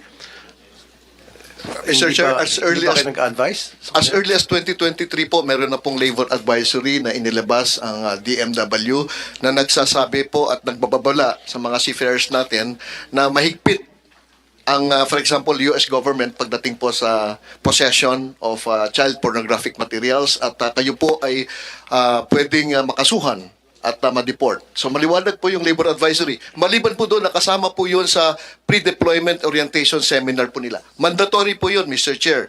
Hindi po sila lalayag, hindi po sila sasampa hanggat hindi sila nag-attend ng pre-deployment orientation kung saan itinuturo po yan. Okay. Halimbawa, yung isang seafarer, example lang man po ito, nag-visit siya ng isang website na may child pornography at na flag down siya, inakyat siya sa barko, pero wala siyang dalang cellphone. He's not in possession of any electronic gadget. Mahuli pa rin siya. Madideport pa rin siya kahit Wala siyang hawak na cellphone. Mr. Chair, ang alam ko po, lahat po sila walang nakitang child pornographic sa kanila. Wala po talagang nakita. Doon sa 83, Sa cellphone? Yes po. Wala po, Mr. So Chair. ibig sabihin, even if they don't have the cell phone in their possession, the mere fact na yung alam ng immigration yung kanilang email at nakita yung kanilang email, enough na yon na pwede na sila ma-deport. Okay, kahit na walang concrete evidence na nag-visit sila, hindi pinakita sa kanila kahit na without showing them their emails na ito, pumasok sa email mo itong such and such date. Katulad yung sinabi nga ni Mr. Gambuan, sinabi ata October 2021, nasa Saudi siya at that time. So, ganun-ganun na lamang. Kung ano sasabihin ng immigration, Mr. Chair, kapag po may nakita kahit kapiraso o isa na pornographic material, child pornographic material, sa email mo, aarestuhin ka na po, i-detain ka at sasampahan ka talaga. kahit walang ng kaso. nakita. Hindi, pag may nakita Pag po, may kahit kita. isa lang, opo. Pero kung walang nakita, Hindi po nila i-detain, walang kaso, I-deport pero lang. that is a privilege on the US government to deport them. okay, curious lang ako, how about dun sa mga hindi mga seafarers, yung mga pupunta lang sa abroad nagtutour, is that also applicable? DFA? Senator Bato? Ingat ka, Sen. Bato. Yeah. Mr. Chair, if I may respond on behalf of USEC Ed. Yeah, go ahead. Herrera. In the past few months, there's been several instances of non-Filipinos also being either deported because of possession of what the ICE considers as not allowed electronic. No, what I'm trying to say is, Pilipino, alam mo si Senator Bato, nag-tour. Okay. Na ngayon nakita sa kanya, sinabi ni Senator Bato, nag-visit ka ng website na mayroong pornographic materials na bata. Pop-up lang sa cellphone Pop-up lang. Deport na agad si Sen Bato. Ganun, kasi nangyari sa mga seafarer, pwede mangyari sa mga Filipino tourist. Pwede po. In Europe, there's been a lot of advisories from European countries advising their citizens on electronic devices being checked by the ICE at the border and being grounds for either their removal from the post. So I hope I'll not make an example of the good senator, but it could happen. So, Senator Bato, so kung ikaw ay nag-visit ng website ng child pornography, huwag ka nang pumunta ng US. Kasi Senator na deport. I'm sorry about that. Okay, go ahead. May question natin si Senator Erwin. Sorry. Nakataas yung kamay ng isang resource person natin, Mr. Chair, si Mr. Morales kanina pa. Oh, go ahead, Mr. Morales. Sir. Magandang tanghali po, Mr. Chair. Gusto ko lang pong dagdagan yung sinabi ni Earl kanina. Bali po, dun sa sinasabi nila na merong ebidensya daw ang CBP against sa amin, para sa akin po, isang malaking kasinungalingan po yan. Dahil ako po, 2 beses po akong naimbitahan ng CBP at 2 beses din po ako na-cleared sa kanila. At galing po mismo sa bibig nila na cleared po ako. So, ibig sabihin po, yung sinasabi po nila na may ebidensya sila o sa email po, malaking kasinungalingan po yun at ang target po nila sa cruise ship ngayon is mga low-rank position lang po. Karamihan po ay mga galley steward, cook o mga housekeeping po, mga low-rank position po yun. Wala silang tinatarget na malalaki at may kasamahan po ako na 20 plus years na po sa company at natanggal at napagbintangan. At mayroon pong binigay sa amin na mga revocation paper. Ito po yun. Bali, may isang page po dito na nawawala at ang isa kong kasamahan na naka-request ng copy at ang nakalagay po sa copy niya is kaya siya napauwi dahil undocumented. So, imposible po yun na mangyari na undocumented kami dahil kompleto po kami lahat sa document bago makalis ng bansa. Thank you po. Ibig sabihin, nung wala silang makita na ebidensya, pornography dito sa isang kasamahan mo, si Mr. Samonte, so chinad siya ng undocumented. Paano siya maging undocumented? Kaya nga nakasampa siya ng barko dahil may mga kompleto siya dokumento. papeles. Bali lahat po kami, Mr. Chair, ganun po yung chinarge nila sa amin. Wala kaming criminal case na chinarge. Doon po nila kami binigyan ng ground sa immigration law nila, which is puro section under 235 lang po nakalagay dito, which is pag tinignan po namin sa Google, ang nakalagay po is attempting to jump ship or undocumented po kami. Wanayo, akala ko child pornography. Yes po, dahil wala po silang makitang ebidensya, ngayon po tinira Okay. po kami sa immigration law. So, sobrang So attempt injustice to jump ship yung kinaso sa inyo. So malayo dun sa binibintang sinabi sa inyo verbally na kayo ay in possession of child pornography sa inyong email, malayo doon. Nung wala silang makita ebidensya sa cellphone ninyo, kaya ang kinaso sa inyo attempt to jump Yes ship. po, tama po. Kaya yung sinabi po ni Yusik Bernardo po na may record na sila sa amin, imposible po yun dahil unang-una po alam ko po sa sarili ko na wala akong in-access na ganung site.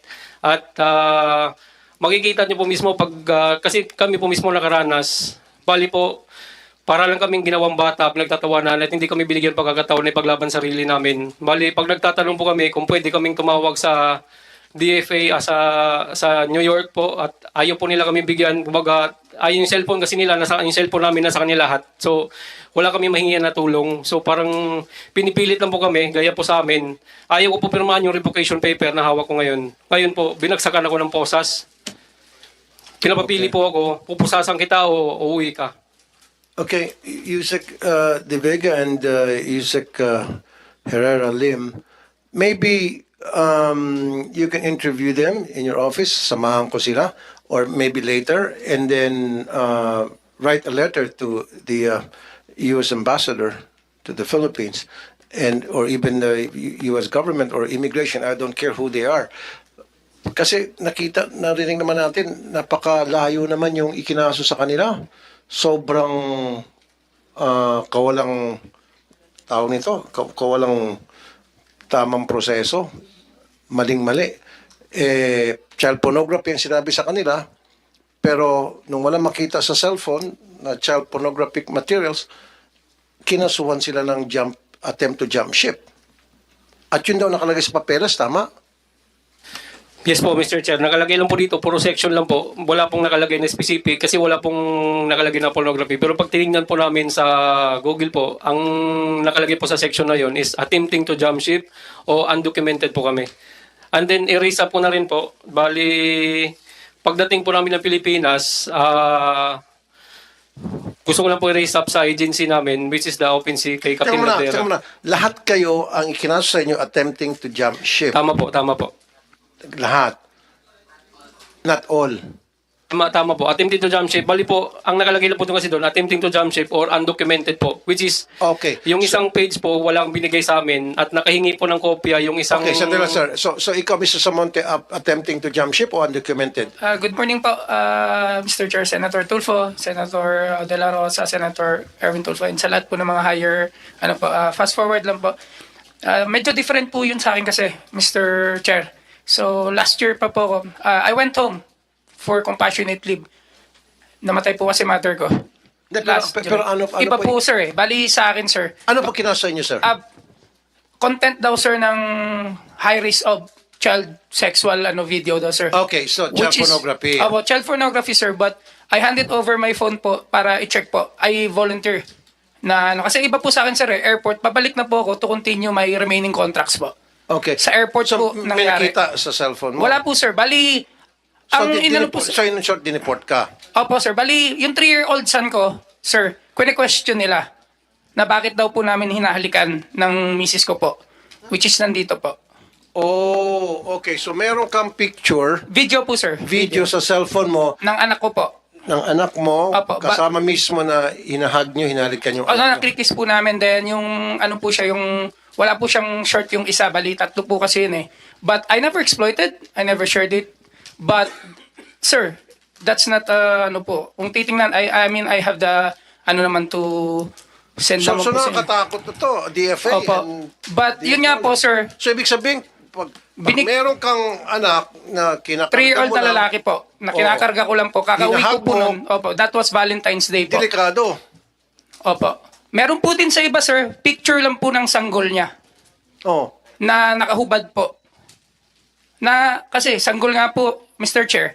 Right. Yun po. Paano kung sanggol na pinapalitan mong diaper? Yun nga po eh. Yun po yung sir Delikado ka na. Opo, yun po yung dinidefense ko sir na paano po magiging child pornography materials to. This is my son. And that's why I volunteer my access na Gmail and social media because in good faith wala po talaga ako. But kinuha po nila yung cellphone ko for a month. Tapos after na na-cleared, pinadala po sa akin, dinelete na po nila yung video. Tapos, yun po sir, 1 year na po ako nandito. Anyway, Mr. Chair, I think ang problema dito, no, hindi kayo ang pervert. Yung police na nanghuli sa iyo ang pervert. Yes. Dahil yung nasa isip niya eh. Tayo normal sa atin yan. Yes po, Mr. Chair. Tsaka sa Amerika, normal yan na mag-kiss ka sa mahal mong anak. Opo, sir. Di ba? Totoo po. Tapos ngayon, ang nasa isip niya, And they told me, sir, na marahil sila. sa Pilipinas, it's normal. But here in United States, this is, ano daw po, sa law. But like I said, sir, I've been here for 6 years. Pabalik-balik na po ako sa United States. Alam po namin na ang child pornography is very serious criminal, di ba? Hindi po kami nandito sa harapan nyo kung kami po ay may possession. That's a simple logic lang naman po, di ba? Kung kami po ay talaga ay nakuhanan ng cellphone na may pornographic material, sir, kulong po kami. Wala po kami dito. And sir, in fact, magbubuhat po ako ng sariling bangko. I was nominee and I was employee of the year 2019. Last po ng record ko. Maganda po ang record ko, sir. Kaya yung po yung inaano ko, sir, sa company na nag-start ako from scratch as a galley steward, dishwasher, hanggang ma-promote po ako. Umuwi ako kasi namatay yung nanay ko. Nung pabalik, ito pa po nangyari.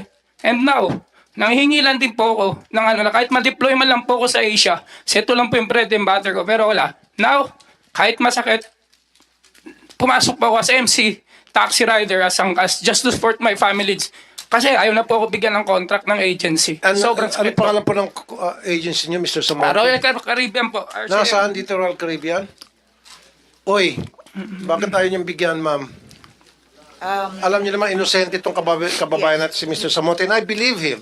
So bakit ayaw niyong bigyan siya ng, kontrata kahit nasa ibang bansa na wala sa US? Ang nag-a-assign po kasi kung saan papupunta ang crew is not us, but technically it's actually a Royal Caribbean. And almost all of the ships, even kung nasa Asia po siya, saglit lang po yan sa Asia and then didiretso na naman po sa US or other parts of the world. And then, ang isa pa rin po is that yung ships po is under US. Okay, lahat sila under US. So, jurisdiction and rules ng US din po ang sinusunod. Even if you wanted to put them, I'll give you an example po. There are those who would say, bakit hindi na lang kami sa Australia? However, pag nasa embassy na sila and then chinek po yung kanilang cancellation of C1D, nagkakaroon din po ng effect. So yun din po ang aming problem. Even if we wanted to put them in other vessels, nahihirapan din po kami. Mr. Chair. Right, Senator Erwin. Oo. Matanong ko lang, ano ba ang trabaho ninyo, Mr. Samonte, sa barko? Maraming salamat po sa tanong po, Mr. Erwin Tulfo, sir. Ano po yun?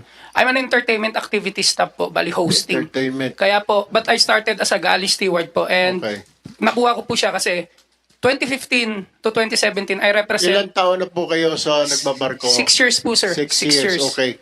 Salamat po. Meron po ba tayong manning agency dito na mga cruise ship na pwedeng i-accommodate itong tao na ito? Parang awa nyo na, biglang grab rider.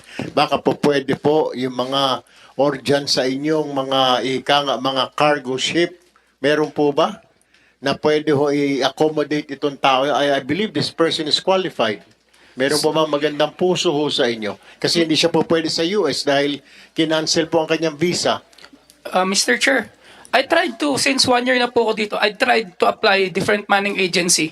And natanggap po ako kahit sabi ko po, bumalik po ako as a dishwasher. It doesn't care. Gagawin ko po. May trabaho lang po ako. Pero since nakita po nila yung US visa ko, na-reject po nila ako, sir. So, parang, kahit saan po akong manning agency, let's be honest here po, it's not a business and politics po. Pero naniniwala po ako sa lahat ng mga director ng agency. Kaya po kami dumirekta kay Senator Rapi Tulfo kasi wala na po talaga eh. Puro rejection po. Imagine, 1 year po ako from Cebu po ako. Nakikitira lang ako dito, sir. Nilalaban ko, sir. Alam po yan nila. May record ako sa MWO. January pa po ako. All right, Wala po. maraming salamat. Mr. Chair, if you would allow me, Yusek Ulalia or Department of Migrant Works, can we do something about this? Parang awa niyo na. Can you accommodate this individual at sabihan niya mga manning agency? Ayaw, Mr. Chair, parang susuklaman nilang tao na ito. Akala mo may sakit. Lahat sila, walang nag-volunteer. I was hoping they would say, sige po, Mr. Chair, kami na lang po, patatanggapin na wala. Baka po pwede through your office, DMW, na direktahan ito mga ito para matanggapin ng tao ito dahil may trabaho siya. Trabaho niya ay pagiging seaman at hindi delivery o rider. Maari po ba, Yusek? Yeah, makasingit lamang. Kasi yung sinabi kanina ni Director Avelino, lahat ng mga cruise ship ay halos lahat dumadaan sa US territory. O kahit na Australia, halimbawa mag-apply, titingnan yung visa, malalaman din nila na cancel yon, etc. How about kung cargo ship Philippines to Singapore o Philippines to Hong Kong? O hindi naman dadaan sa US yon. Hindi naman kailangan ng visa yon. So why not? Wala ba kayo may pasok na trabaho sa kanila? Cargo ship? Okay. Si admin, kaunan. Mr. Chair, Senator Erwin Tulfo, Senator Bato de la Rosa. As you know po, sir, meron po namang reintegration program ang DMW at OWA. Ngayon po, may maganda pong update at natutuwa kami, nandito si Secretary Aguda, kasi meron po kaming inaayos na reintegration program. Employment po ito doon sa industriya na ICT para po sa ating mga former OFWs. Ibigay ko po, Mr. Chair, with your permission po, to Secretary Aguda po. Secretary Aguda, go ahead please. Mr. Chair, Your Honor, thank you rin to admin. We have a lot of training opportunities for OFWs returning to the Philippines in the area of cybersecurity, programming, and hindi kailangan ng college degree. Pwede po siyang a program, a diploma program together with TESDA. It's something that we can offer po habang naghihintay po si Mr. Samonte ng application po. We can work with OWA.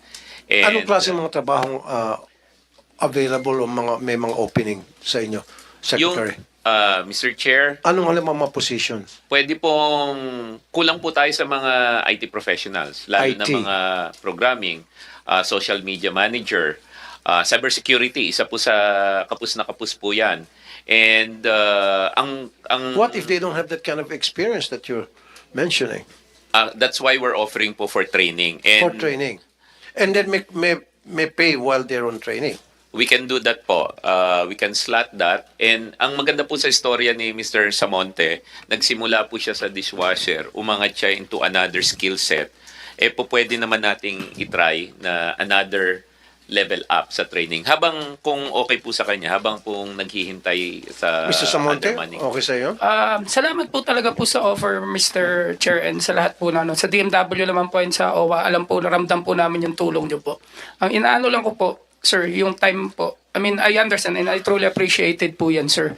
But 1 year and 1 month na po ako dito. Tapos, yun nga po, sobrang baon na baon po. Parang paano po? I mean, nagtatry po kami, kahit nga po land-based na lang po, sir, talaga na kahit ibato nyo ako, sir, ng land-based, talagang eagerness ko po yung pinakano ko. Kahit dishwasher po ako sa land-based, pwede, Ang inaano ko lang din po is, meron po akong kaibigan kasi, Mr. Chair, na ano din po siya before. 10 years daw siyang ban sa United States because nag-overstay siya before. Pero nakaalis po siya. Nabigyan po siya ng Asia. That's why, bakit mayroon din po kami mga kasama ngayon na nakaalis na din po ng Asia. But yun nga po, gaya ko po nang sinabi. Sorry, Mr. Samonte, to interrupt. Sige po. Medyo sigip tayo sa oras na. So, yung ICT nag-offer sa'yo at sabi mo, okay, tatanggapin mo, ititrain ka nila, and then while on training, makakatanggap ka ng compensation. Minimal nga lang until na such time na nakumpleto mo na yung training period mo, full pay ka na. Number 1. And then number 2, I understand na gusto mo pa rin maging seafarer. Kaya nga sabi ko dun sa mga taga-agency na baka pwede siguro ipasok nyo sila kahit sa cargo ship, di ba? Okay lang sa yan? Okay lang po, sir. Cargo vessel from the Philippines to Singapore or Philippines to Malaysia, Philippines to any place in Asia, any country in Asia but the US. Or any country but the US na hindi na kailangan pang kumuha ng visa. Can you do that, Director Abilino? Sir, if we had a vessel na ganun po ang sailing, pwede po. We cannot just promise now kasi yung mga clients po namin, they all sail in Europe, US. Yun po yung... So anong agency may mga cargo ship na manning agency na PTC po. Ito, si Mr. Borromeo ng PTC. Good afternoon to you, Mr. Borromeo, sir. Good afternoon, Chair. If I may, there's a point of clarification. I think the issue here, as described by Yusek Olalia, is that the unfortunate situation of our seafarers is not a criminal case. It is a case of the jurisdiction of the United States to decide who can or who cannot enter into their territory. And so, unfortunately, the situation of our seafarers who were deported, not for any criminal issue, but for a jurisdiction issue, they have been stamped in their, or their records have now been stamped that they are not allowed to go back into the U.S. In the passport? In the passport and also okay. it is in the record. So any country that the Philippines deals with which requires a visa will obviously be able to access that information. And so therefore it will prevent them from being laid there. To your question as to whether or not we can put some of these people on vessels not requiring visas, that is always a possibility. The challenge, however, will be to determine whether the type of vessel is a vessel that only operates within Asia in countries that do not require a visa, or are what they call trampers, that they go from one place to another without any predetermined destination, and so therefore have to have the flexibility of other visas to allow them to transit. The reason, for example, that many principals require a U.S. visa, not because necessarily that the vessel goes to the U.S., but in case of an emergency and calls on the U.S., they would then have to disembark somebody for emergency purposes. They do need that flexibility. The unfortunate situation with our country is that we are required to have visas for most countries that we visit. And what we don't see in reading the visa rules is that even if we are granted a visa by the embassy of that country in the Philippines, it is the border immigration officer that has the final decision as to who is allowed into the country or not. And even if you have been allowed, it is also unfortunate that the situation in America, for example, has become very strict. Even students, for example, with a minor offense like driving in an accident that may have been their fault or driving under the influence, have been deported. And so it is actually not a new rule, but the implementation of very strict rules. And it's unfortunate that most of us do not really have the benefit of understanding all of those rules, and so our reaction is kawawa naman. We are being taken advantage of. But the reality is that those rules have always existed. They have not just been implemented strictly. I feel very bad for our fellow seafarers because for those companies like ourselves, like Mr. Marquez, who are in this business, we are in this business to help offer Filipinos an opportunity to earn a very good living. The reality is that as Filipinos, we have to operate at a global standard and follow global rules, which sometimes we are not very well aware of. But because of the PIDOS, which is what is implemented That's by the reason DMW, why we have the DMW and the OWA to remind our seafarers or anybody who would like to go abroad to work. And that's what you call it, PIDOS, to remind them, right? Now, my question to you, DMW, but before that, I went to the US at nakausap ko yung when I visited the consulate office of Philippine consulate sa San Francisco, and I talked to one of the guys over there, and he told me, kaya ingat to, sana makarating mensahe ito mensahe ko sa lahat ng mga kababayan natin gustong pumunta sa US. For example, nagkaroon ka ng kaso o drunk driving sa US, or you were convicted of any crime in the US, and then na-serve mo na yung sentence mo, and then after that, umuwi ka ng Pilipinas, hindi ka na makakabalik ng US because meron ka ng record. And then they will use that record na ikaw ay dating convicted felon. And therefore, you are barred to enter the US territory. Even if you will only go sa border, outside the border, let's say you go to Mexico, and then pagbalik mo, makikita yung sa record mo na ikaw pala ay dating na-convict ng drunk driving, ikaw ay nakulong, etc. Then, you are barred to enter the US. So, guys, be careful. Yan yung isang problema ngayon na hinaharap ng mga Pilipino. In fact, merong ilang mga Filipinos na, excuse me, that were not allowed to enter the US simply because meron sila mga cases na convict sila. Kaya, pag kayo ay meron mga kaso, kayo dyan sa US, may mga kaso kayo kahit na na-serve nyo ng sentence ninyo, wag na muna kayo umuwi ng Pilipinas. Hintayin nyo siguro maalis si Trump. Pag wala si Donald Trump, then maaari magbago yung policy. Totoo yan. Polisiya lang ni Trump. And the new president can change that kind of policy for now. Okay? Now, DMW or DFA, pwede ba tayong, through the lawyers that we have here, idepensa natin yung mga seafarers natin na deport na unjustly accused of something na hindi naman totoo, and then para malinis ang record nila? Tulad ng ni Mr. Samonte, merong bata doon na anak niya na hinahalikan lang niya kasama misis niya, and then idedepensa natin sa US, sabihin natin hindi totoo yung accusation niyo, anak niya yun, and ipakita tayo ng mga ebidensya, birth certificate ng bata na talagang anak niya yun. So why don't we do that? Can we do that? DFA? Para malinis yung pangalan ni Mr. Samonte at sa lahat ng mga seafarer na walang kasalanan. Are we not doing it yet?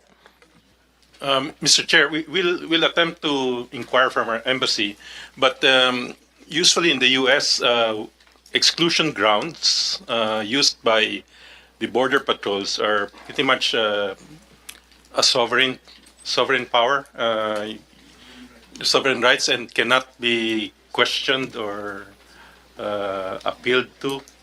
So it becomes. So unappealable yun yung kaso nila. So ibig sabihin kahit na pinagbintangan sila, wala naman talaga silang kasalanan, even if they're really innocent, and those charges were just made up, trumped-up charges. Yes, as then you cannot earlier appeal it explained anymore. by the other resource person. No, don't worry about the resource person. Don't worry about him. I'm more concerned about the rights of our seafarers. Yep. And what can you do as USEC of the DFA? We'll course our Because it's your job, it's not their job. yeah. It's We'll your course job. our action through our embassy in Washington D.C. to ascertain the remedies for a person that has been unjustly accused. Yes. of Kaya an nga, di ba, offense. sir, meron tayong action fund, meron tayong ATN, meron tayong LAF, etc. Can we not use those funds para mag-hire tayo ng lawyers from the US, and then those lawyers will appeal to the US immigration na saying that the Mr. Samonte was unjustly accused of a crime na hindi naman totoo, etc. Absolutely, Mr. Chair. We'll do that. We'll get the details from Mr. Samonte and the other Very good. affected seafarers. Very good. Other boy. Mr. Chair. Good. Go ahead. Alam niyo, para sa DFA, alam niyo naman siguro, pati sa DMW, sa US Embassy po, meron po sila diyang Department of Homeland Security. Ang CBP, ang ICE po, under sa Department of Homeland Security. Baka pwede pong i-apila o humingi pa ng motion for reconsideration, sabi po na Mr. Chair, para lang maalis sa record nila. To clarify, na ito po, na pagbintangan po, ito si Mr. Samonte and so forth and so forth. Makikinig naman o siguro, why don't we try this instead of going from here, diretso tayo ng Washington, may mga representative, bawat embassy po, meron silang representative dyan ng Department of Homeland Security, meron po silang representative ng State Department. bakit hindi po muna natin subukan doon mas mabilis-bilis at ilapit ang mga kaso ng mga taong ito na ito po ay napagbintangan. Tama din po. At the same time, siguro we have to get a lawyer doon po sa US to represent these people habang dalawa pong ginagawa ho natin, dalawang approach. Talking here, doon sa mga representatives nila na naka-assign sa US Embassy natin, and at the same time working doon po sa State Department or sa Washington para po ika nga mabilis. And at the same time, hindi lang Mr. Chair, also my suggestion is baka pwede rin po tayo mag-contact ng mga non-government organizations tulad po ng ACLU, American Civil Liberties Union. Pwede po tayong tulungan yan. Why don't we do that? Suggestion ko lang po naman yan. Thank you, Senator Erwin. Yusek De Vega, you're raising your hand. Yes, po. Mr. Senator, I hope you will be pleased with this. I just mentioned, I messaged Ambassador Mary Kay Carlson, the U.S. Ambassador, and said that there's something I want to talk to you as raised by Senator Tulfo. Agad sinabi niya, yes, this is my number, please call. And so I called her now. Okay. These are her words. No? Yes, she would love to meet you. To Well, discuss that's this good. issue. Yes. Then let's set it up. Maybe next week. Yes, Okay. within this week pa nga, kung pwede raw. This week. Kung pwede. Now, Sure. about the case, she emphasized their policy of the U.S. is not Filipino-specific. It's not against Filipinos or seafarers. Ang dami raw foreigners, as mentioned by my successor, na nauhuli na bigla lang magugulat sila na, bakit hindi ako pinapapasok?